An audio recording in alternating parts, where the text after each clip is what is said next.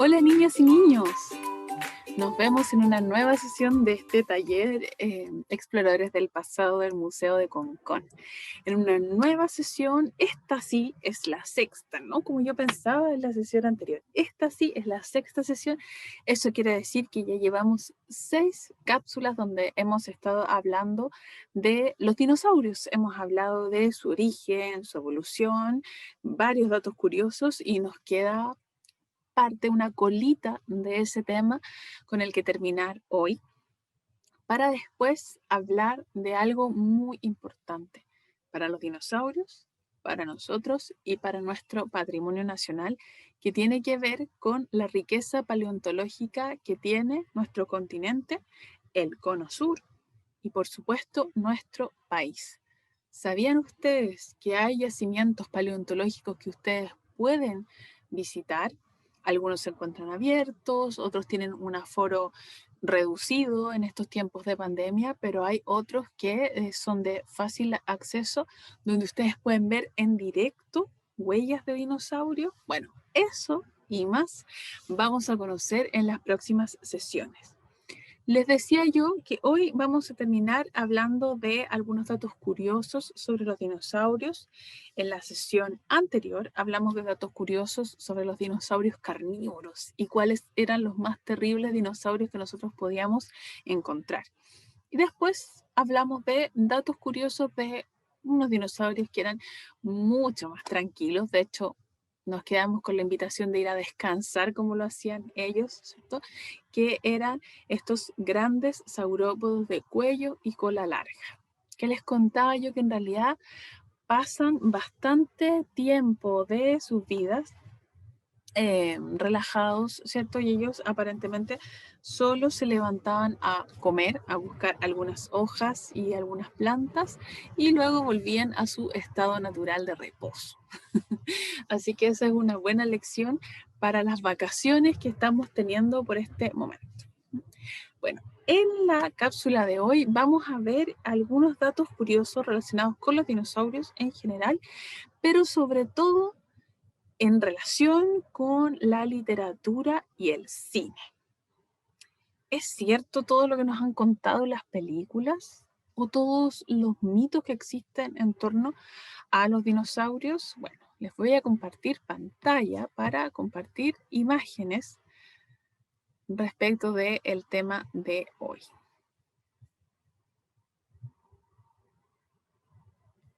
Voy a agrandarme un poquito para que nos veamos mejor. Y les voy a recordar también que ustedes pueden comunicarse con nosotros, el Museo de Concón, a través de nuestras redes sociales. Si ustedes nos buscan en Instagram, van a encontrar el Instagram @Museo de Concón. Y también pueden escribirnos a través de las redes sociales de la Municipalidad de Concón.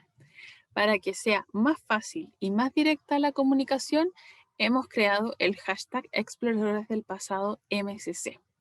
Entonces, ustedes le pueden pedir a sus papás o sus hermanos mayores, si tienen permiso, que escriban allí, que puedan subir alguna foto, alguna duda, algún comentario con una foto y ponen este hashtag que está allí en la pantalla, Gato Exploradores del Pasado MSC.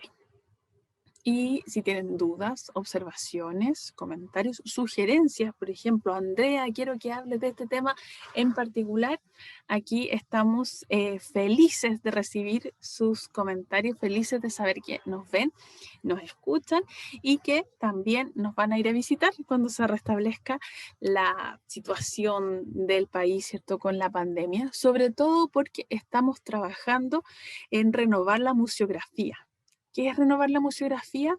Es renovar los paneles que ustedes pueden ver, las piezas que se encuentran en la exhibición en el museo y actualizar la información también referente a estos restos arqueológicos que se encuentran en el museo, porque todos los años se sigue haciendo investigación arqueológica e histórica en la comuna y ya estamos en el momento preciso para presentar esos últimos hallazgos.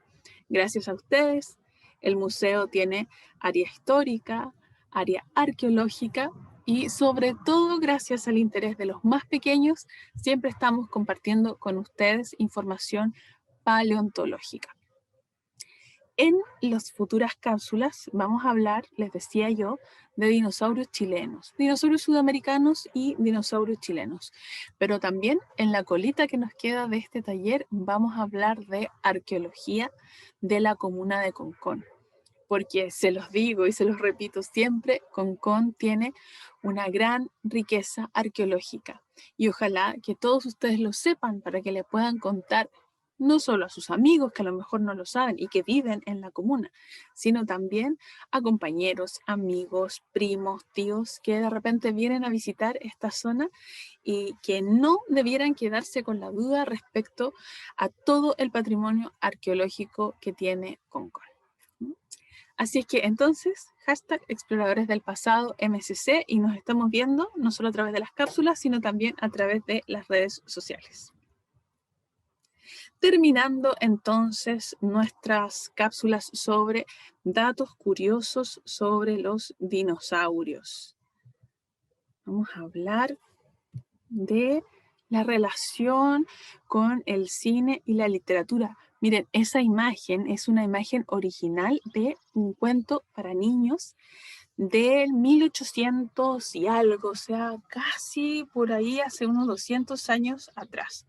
Por esa época, más o menos, hace unos 200 años atrás, empezaron a encontrarse fósiles, porque era también una época en la que muchos exploradores, sobre todo de países europeos, despertó en ellos la curiosidad por ir a conocer tierras que nadie había visitado, le llamaban tierras vírgenes, y donde pensaban que no vivían seres humanos aún. Bueno, se encontraron que efectivamente vivían muchos indígenas, se encontraron que en nuestro país vivían muchos indígenas y también en muchos de los países que ellos intentaron colonizar. Encontraron no solo a estas poblaciones vivas, encontraron también de repente restos de huesos muy similares a los humanos. Algunos de ellos los confundieron con monos antiguos o definitivamente con restos de personas que se habían extinguido. Sería un capítulo bien interesante quizás que habláramos de estos primeros trabajos en relación al origen del hombre. Pero como estamos hablando de dinosaurios, nos vamos a centrar en ese tema. Se empezaron a encontrar también huesos gigantes. Y entre imaginación y ciencia llegaron a la conclusión de que existían en algún lugar animales muy grandes. Como eran fósiles, la conclusión más sencilla es que eran animales que se encontraban extintos. ¿Extintos por qué?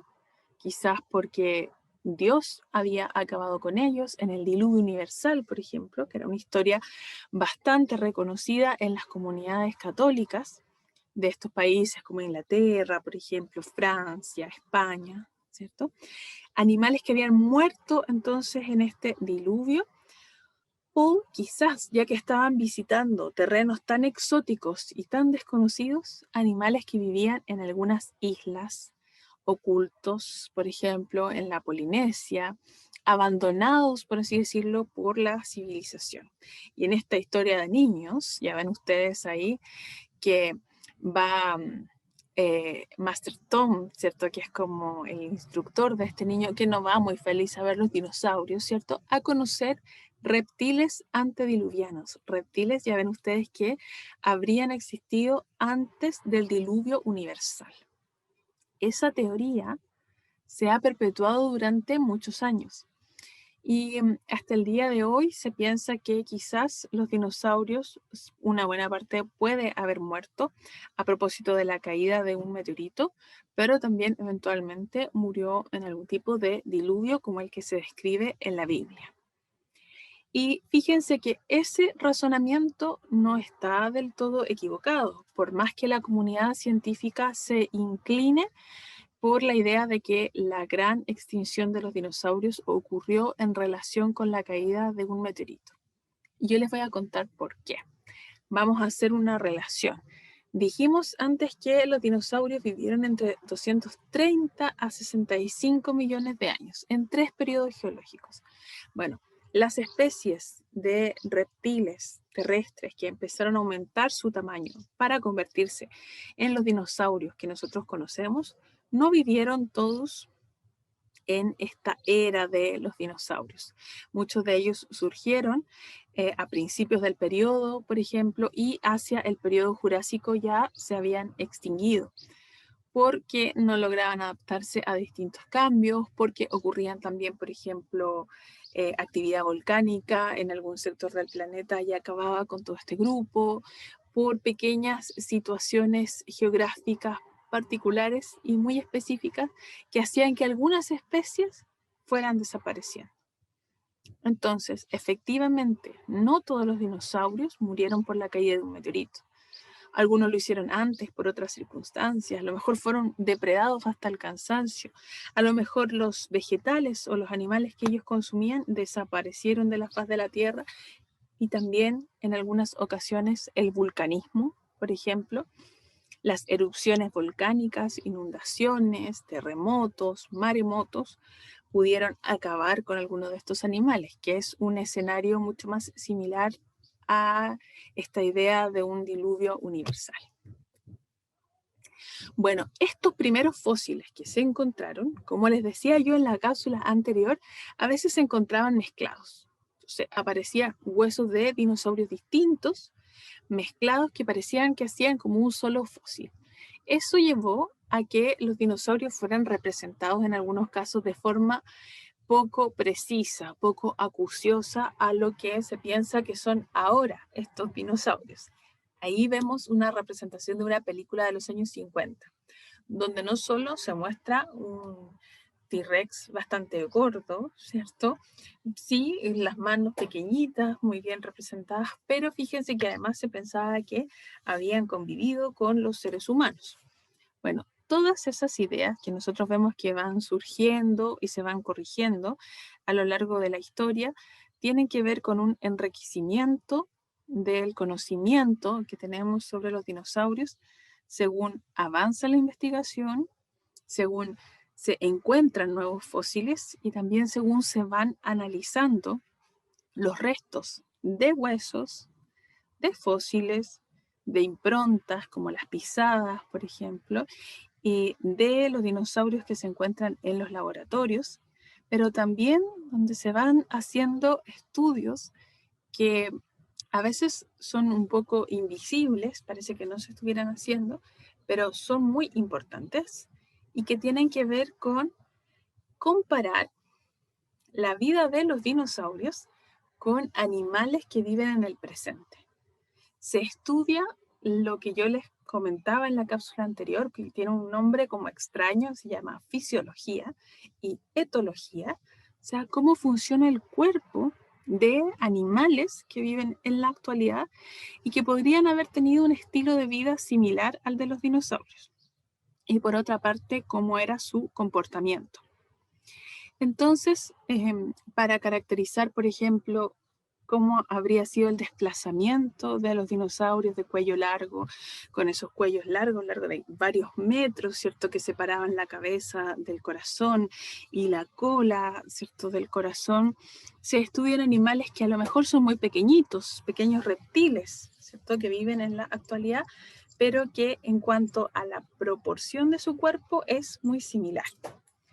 Para entender, por ejemplo, cómo volaban los reptiles voladores de la época de los dinosaurios, se estudian aves actuales, para saber, por ejemplo, si podían aletear quizás, si planeaban, si podían tomar algunas corrientes de viento, ¿cierto? Y con eso desplazarse. Se comparan los huesos de los cráneos, de las mandíbulas, para ver, por ejemplo, la forma de masticar que tenían, o quizás para ver el tamaño del cráneo y según el tamaño del cráneo estimar el tamaño del cerebro y por tanto cómo era su visión, cómo era su olfato, cómo era su oído. Ese trabajo que a veces parece un poco invisible, no se habla mucho porque generalmente las noticias son los hallazgos de huesos, es fundamental, tremendamente importante para saber no solo cómo se veían los dinosaurios, sino también cómo era la vida que ellos llevaban. Esta es una ilustración de la novela de Julio Verne, Viaje al centro de la Tierra, donde él se imaginó no solo a un científico que podía adentrarse y llegar al centro de nuestro planeta, sino también que en ese viaje este científico se topaba con una suerte de historia geológica del planeta, como ir hacia atrás, hasta encontrarse con hombres muy antiguos, antes de que existiera la especie humana, y también incluso con dinosaurios que vivían allí al centro de la Tierra. Bueno, actualmente las investigaciones geológicas nos hablan de que es poco probable que nos encontremos con esa entrada al centro de la Tierra y veamos lo que Julio Verne se imaginó. Pero es bien interesante recordar cómo todos estos hallazgos científicos del 1800, ¿cierto?, nutrieron a los artistas del periodo, ilustradores, escritores, ¿cierto?, para dejarnos desde esa época una serie de imágenes que se conectan directamente, por ejemplo, con lo que vemos ahora en el cine. El cine, a través de la saga Jurassic Park, Jurassic World, por ejemplo, nos ha hablado de la posibilidad de revivir dinosaurios.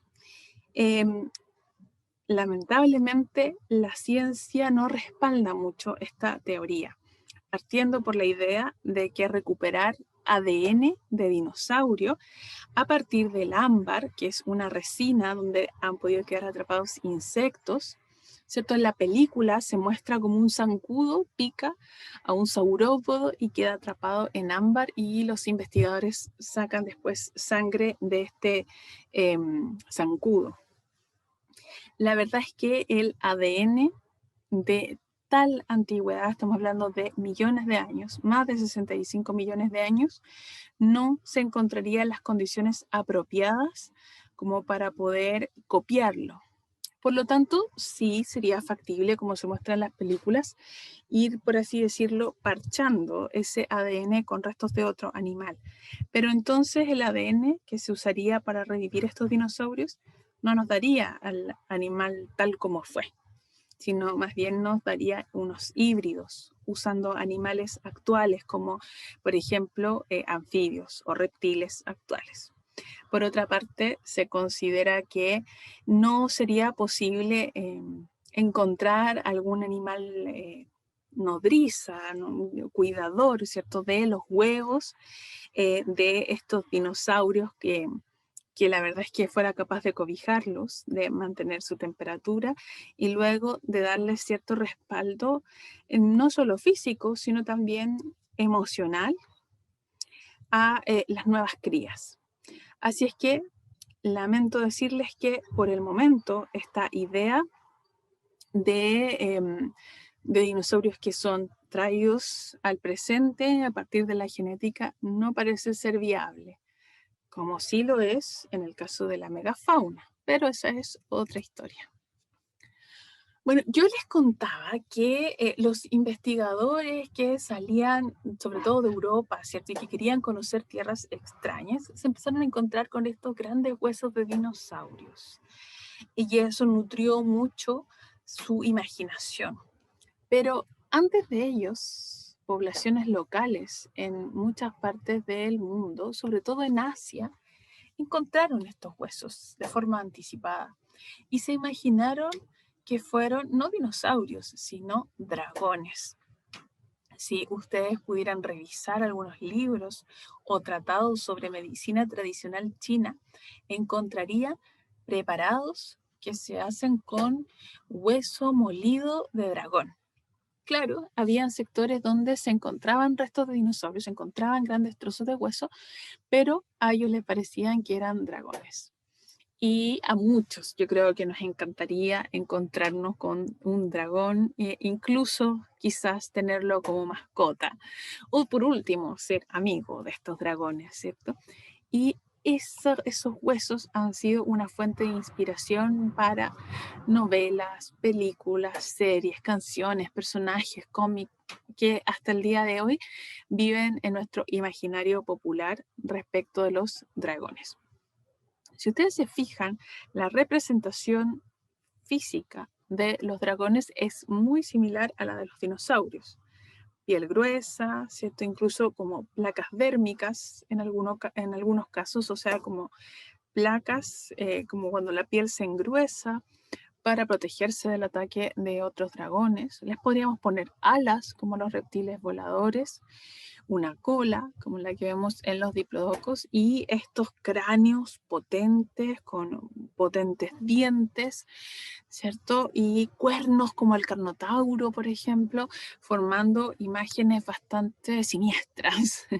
Claro, tendríamos que jugar un poco con sumar características de distintos dinosaurios para armar un esqueleto como el que ustedes pueden ver acá arriba, ¿cierto? Ya les decía yo, un cráneo potente, quizás como el de los T-Rex, algún cuerno como el del Carnotauro, varias vértebras formando el cuello hasta la cola, como lo que veíamos en el caso de los saurópodos, alas como las de los terópodos, ¿cierto? Patas firmes que les permitieran desplazarse en sus 4 extremidades. Quizás eso se vio nutrido por los huesos que se encontraban en sedimentos donde habían distintas especies, como conversamos en la cápsula anterior. Pero tenemos que agradecer entonces también esta imaginación que tuvieron estos ancestros para inventar estos mitos sobre dinosaurios.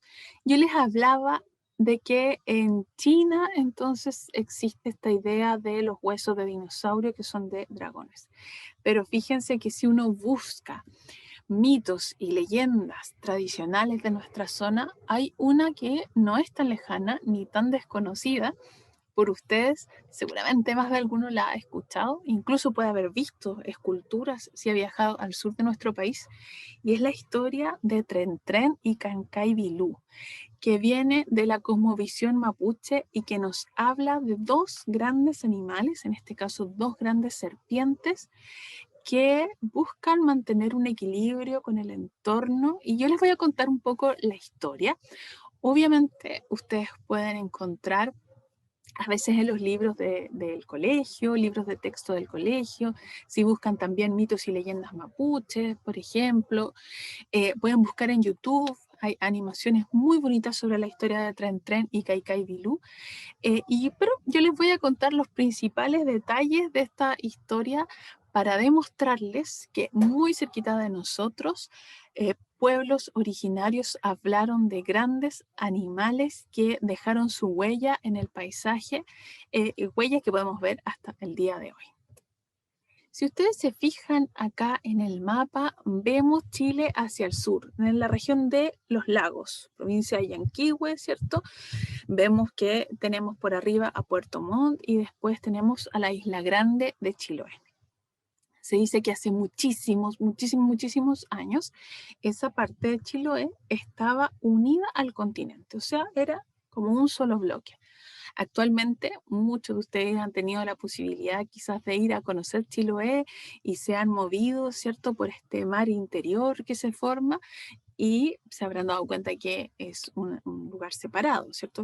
Chiloé actualmente es una isla y está llena de pequeñas otras islas que forman el archipiélago de Chiloé. Bueno, todo ese sector habría estado unido con la tierra, pero como les decía yo, muchísimos años atrás vivían en ese sector dos pillanes, dos ancestros, dos eh, espíritus muy importantes que venían de dos familias distintas y que habían sido castigados y habían sido convertidos en serpientes. Uno de ellos vivía en los cerros y el otro vivía en el agua. De cierta forma, estos pillanes ayudaban a las personas que convivían con ellos, pero los hombres, mujeres y niños de ese sector a veces se olvidaban de que tenían esta ayuda divina y se les olvidaba darle las gracias a estos seres de la naturaleza por el apoyo que les brindaban. Entonces se dice que un día Kaikai Vilú se empezó a aburrir un poco de que le entregaba a los seres humanos que vivían en ese sector bastantes frutos del mar, peces, mariscos, ¿cierto? Se los hacía llegar con las mareas, las marejadas, ¿cierto? Y tenían una vida tranquila gracias a todo lo que recibían del mar. Y se empezó a molestar y a sentir un poquito frustrado. Hasta que dijo un día, yo creo que estas personas que viven por acá merecen una suerte de escarmiento, como una advertencia, como un castigo. Y se enojó, se levantó y empezó a lanzar agua hacia el continente. Viendo que eso estaba ocurriendo, Tren Tren, que era este pillán que vivía en la tierra, en plena tierra, se levantó y empezó a defender a los hombres, haciendo que la tierra se levantara y se empezaron a levantar las montañas cada vez más. Los hombres, mujeres y niños corrieron entonces a las montañas, a los cerros Tren Tren que les llamaba, y se refugiaron ahí. Kaikai Vilú hacía que el agua subiera como un maremoto, una inundación, inundando toda la tierra y iba acorralando cada vez más a estas familias que habían sido bastante ingratas con él. Y Tren Tren, por su parte, iba rodeando estos cerros y rodeando el agua y ayudando a que las personas se pudieran refugiar. Bueno, Tren Tren y Kaikai Vilú pudieron conversar, pudieron llegar a algún acuerdo y la cosa se calmó. Ustedes pueden buscar incluso ciertos detalles de aquella conversación. Pero había sido tal la furia de Kaikai Vilú que el paisaje de ese sector, después de este exabrupto de Kaikai Vilú, nunca volvió a ser el mismo.